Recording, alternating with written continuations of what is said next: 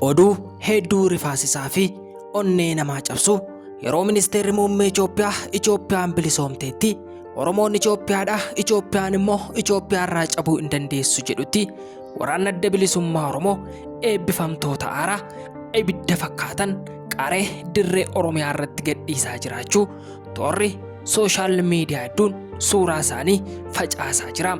Yeroo ammaa kanatti Biraanuu Juulaa dabalatee aanga'oonni mootummaa hedduun magaalaa Adaamaatti argamuudhaan misooma magaalaa Adaamaa akkasuma teknooloojii yeroo ammaa Itoophiyaan magaalota Oromiyaa hedduu keessatti dalagaa jirtus daawwatanii TPLF'n yeroo kanatti mootummaa Itoophiyaa rukutuudhaaf qophii yeroo gochaa jirtutti waraanni Itoophiyaa garuu daawwannaa magaalota Oromiyaa geggeessaa jira. TPLF tuffachuudha moo seera ittiin bulmaata TPLF cabsuudha inni jedhu sooshaal miidiyaa hedduu irratti tamsa'aatii jira. Waraanni Itoophiyaa yeroo ammaa kanatti TPLF loluudhaaf humna dhabnee miti. Garuu sablammoota achi keessa jiraatan daa'imman, haadholii ulfaaf maanguddoota hedduutu magaalaa yookiin baadiyyaa Tigraay keessatti argama jedhu hedduun isaanii beelaan hubamaniiru. Waraanni naannoo sanatti yoo ka'e garuu waan hamaa wanta namni kamuu itti yaaduu hin dandeenyetu uumame jedhu. Garuu yeroo ammaa kana TPLF akkuma tuffatametti taate nuti misoomarra jirra. Itoophiyaa Afrikaatti baasnee agarsiisuuf addunyaatti beekamuudhaaf hojjechaa jirra malee yeroo ammaa kana meeshaa waraanaa agarsiisuu yookaan immoo naannoo Tigraayitti dhukaasa banuu miti jedhu. Garuu waraanni adda bilisummaa Oromoo waraana isaa marsaa marsaan eebbisiisaa jiraachuun mootummaa Itoophiyaa shakkii keessa galcheera kan jedhanis hedduun ni jiru.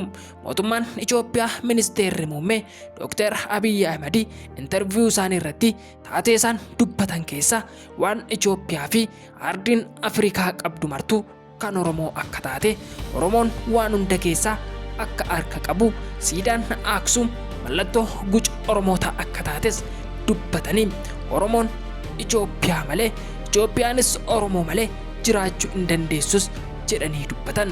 Qaamonni yeroo ammaa Oromoon Itoophiyaa bakka hin buutu jedhanii bakka garaa garaatti leenjii laataa jiranis dogongora yaadaa qabu, dogongora bulchinaa, dogongora hoggansaatiin kan ka'e kanaan dura sabni keenya miidhameera, kana booddee immoo miidhamuu hin qabu.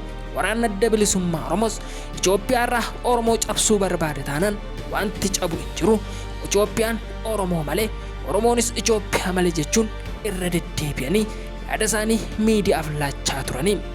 Itti dabalaniis Itoophiyaan bilisoomteetti jedhanii bilisummaa Itoophiyaanotaatii fi kaffaltii guddaa warroon kaffalan gootota Oromooti jedhu.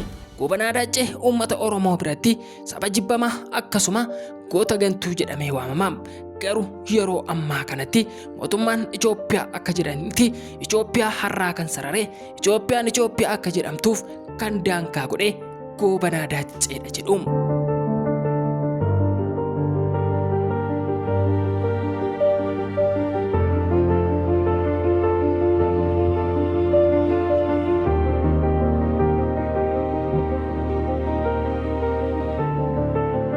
Walumaa galatti Itoophiyaan Itoophiyaa kan jedhamtu Oromoo yoo jiraatedha jedhanii dubbachuun ministeera muummee Itoophiyaa Dr. Abiy Ahmed sabaaf sablammoota Itoophiyaa hedduu mufachiisa jedhu. Aksum irratti wanti mul'atu kallacha Oromooti waan Oromoon qabatudha, eenyummaa Oromooti jedhanii dubbachuun isaanis sabaaf sablammoota Itoophiyaa waan hunduu kan Oromoodha akka jechuuti moo jechuun ministeera kanarratti dubbii garaa garaa babal'isaa jiru. Addattuu immoo waraana adda bilisummaa Oromoo kallattiiwwan garaa garaatiin leenjii garaa garaa kennaa akka jiru, akkasuma muuxannoo garaa garaa kennaa akka jiru, waraana leenjisee bobbaasaa akka jiru, waraana inni bobbaasaa jiru waraana mootummaa irratti tarkaanfii fudhachaa akka jiran yoo yaadatan ministeerri mootummaa Itoophiyaa kuni maal jedhu kan jedhu gaaffii keessa nama galcha. Waraana waliin meeshaa waliin hojii hamaa jiraachuu qaamni mootummaa kana odeeffannoon garaa garaa akkasuma toorri sooshaal miidiyaa hedduun ni mul'isa. Kun eebbifamtoota waraana adda bilisummaa Oromootiin bakka miidiyaan garaa garaa jirutti, bakka leenjitoon waraana hedduun jiranitti eebba isaanii xumuranii egeree Oromiyaaf gaafa qophaa'an, akkasuma waraana adda bilisummaa Oromoo hawaasa isaa keessatti marii bal'aa akka geggeessu, waraana adda bilisummaa Oromoo badii akka hin banneef gadi qabsiisaa akka jiru eebbifamtoonni garaagaraa godinaalee Oromiyaa hedduu keessatti eebbifamanii dachaa kumaan bobba'aa akka jirantu dhaga'amaa jira. Yeroo ammaa kana Itoophiyaa keessatti Itoophiyaan bilisoomteettiin kan wal qabatu yaadonni hedduun ka'anii argamaa jiru. Garuu waraanni adda bilisummaa Oromoo dhibba yaada kana mormuu irratti argama. Yaada kana akkamitti morma isa jedhuu fi waraanni adda bilisummaa Oromoo yeroo ammaa kanatti waraana isaa leenjisee garee Oromiyaa jedhee yeroo bobbaasaa jirutti ministeerri muummee Itoophiyaa immoo Itoophiyaan bilisoomteetti jedha.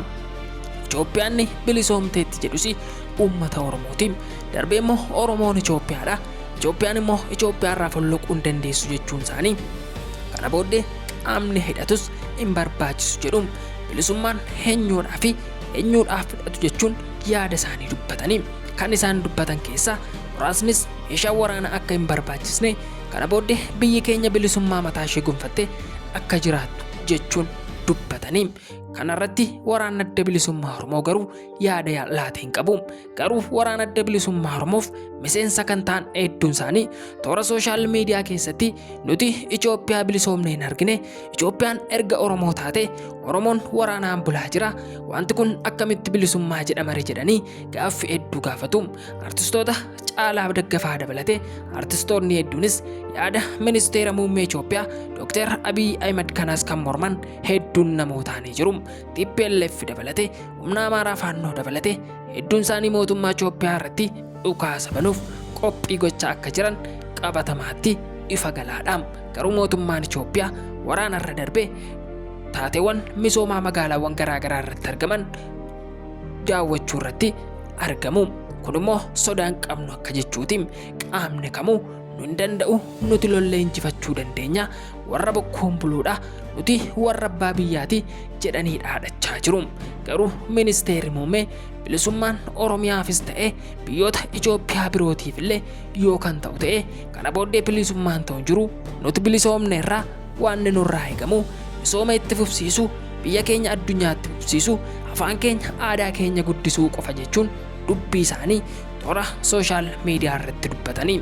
Garuu waraana adda bilisummaa Oromoo dabalatee humna Amaaraa Faannoo TPLF dabalatee hedduun isaanii waraana leenjisaa akka jirantu toora sooshaal miidiyaa hedduu irraa dhaga'amaa jira.